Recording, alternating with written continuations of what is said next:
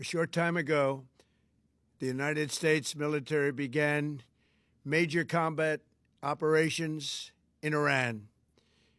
Our objective is to defend the American people by eliminating imminent threats from the Iranian regime, a vicious group of very hard, terrible people. Its menacing activities directly endanger the United States, our troops, our bases overseas, and our allies throughout the world.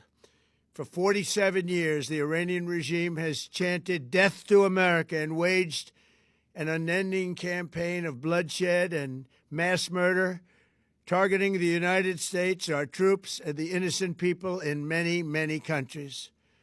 Among the regime's very first acts was to back a violent takeover of the U.S. Embassy in Tehran, holding dozens of American hostages for 444 days. In 1983, Iran's proxies carried out the Marine barracks bombing in Beirut that killed 241 American military personnel. In 2000, they knew and were probably involved with the attack on the USS Cole. Many died.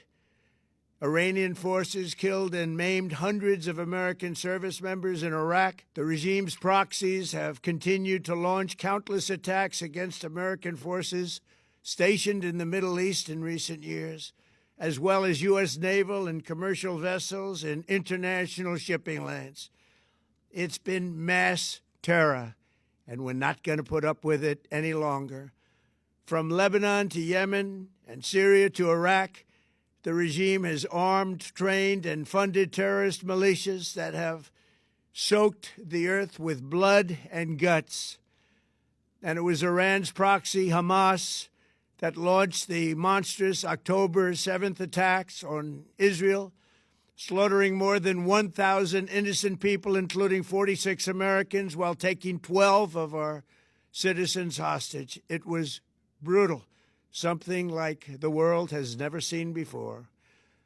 Iran is the world's #1 state sponsor of terror and just recently killed tens of thousands of its own citizens on the street as they protested. It has always been the policy of the United States, in particular my administration, that this terrorist regime can never have a nuclear weapon. I'll say it again, they can never have a nuclear weapon. That is why in Operation Midnight Hammer last June, we obliterated the regime's nuclear program at Fordow, Natanz, and Isfahan. After that attack, we warned them never to resume their malicious pursuit of nuclear weapons, and we sought repeatedly to make a deal. We tried. They wanted to do it. They didn't want to do it. Again, they wanted to do it. They didn't want to do it. They didn't know what was happening. They just wanted to practice evil.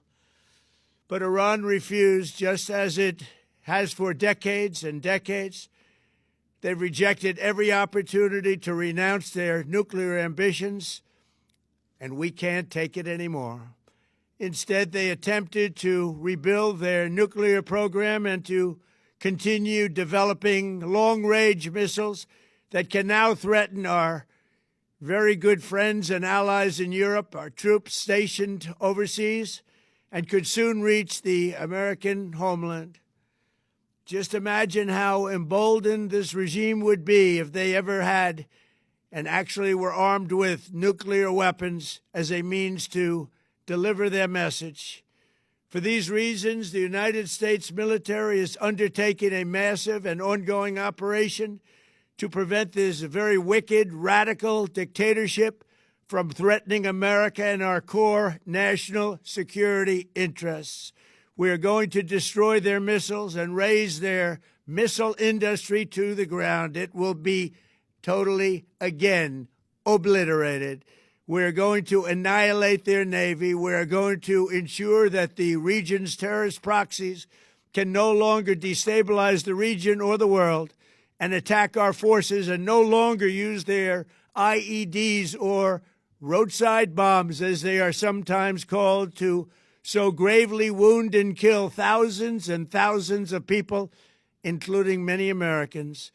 and we will ensure that Iran does not obtain a nuclear weapon. It's a very simple message. They will never have a nuclear weapon. This regime will soon learn that no one should challenge the strength and might of the United States Armed Forces. I built and rebuilt our military in my first administration, and there is no military on earth even close to its power, strength, or sophistication. My administration has taken every possible step to minimize the risk to U.S. personnel in the region. Even so, and I do not make this statement lightly, the Iranian regime seeks to kill.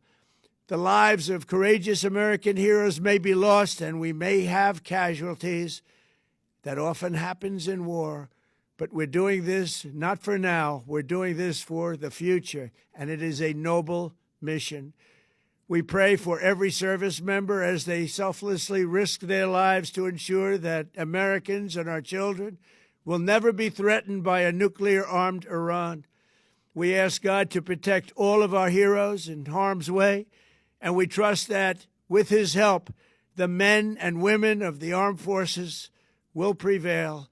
We have the greatest in the world, and they will prevail. To the members of the Islamic Revolutionary Guard, the armed forces, and all of the police, I say tonight that you must lay down your weapons and have complete immunity, or, in the alternative, face certain death. So, lay down your arms. You will be treated fairly with total immunity, or you will face certain death. Finally, to the great, proud people of Iran, I say tonight that the hour of your freedom is at hand. Stay sheltered. Don't leave your home. It's very dangerous outside. Bombs will be dropping everywhere. When we are finished, take over your government. It will be yours to take. This will be probably your only chance for generations. For many years, you have asked for America's help, but you never got it. No president was willing to do what I am willing to do tonight. Now you have a president who is giving you what you want. So let's see how you respond. America is backing you with overwhelming strength and devastating force. Now is the time to seize control of your destiny and to unleash the prosperous and glorious future that is close within your reach. This is the moment for action. Do not let it pass. May God bless the brave men and women of America's armed forces. May God bless the United States of America. May God bless you all. Thank you.